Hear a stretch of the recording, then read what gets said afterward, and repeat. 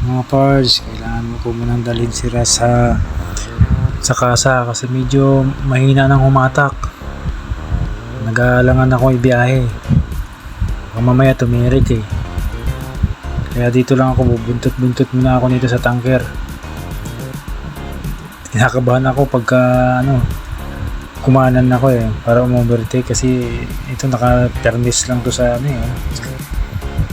sa kaliwa tong tanker na ito. Naalalayan ko lang baka mamaya kapusin ako eh.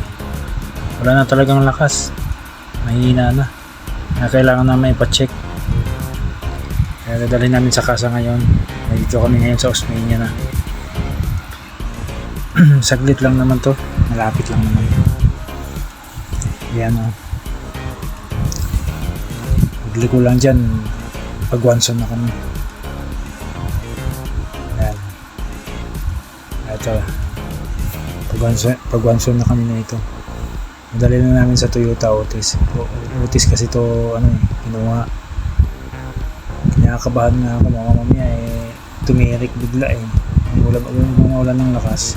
Buti na lang nakahinga rin ako ng maluwag. Ayan, paliko na kami dito, malapit na, konting-konti na lang. Wala na yung yung kaba ko.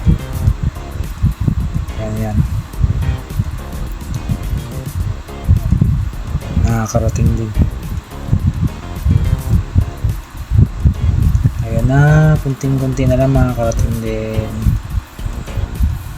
Mapapacheck din kita para malaman ko kung anong problema nito. Ayan na. Ay, sa wakas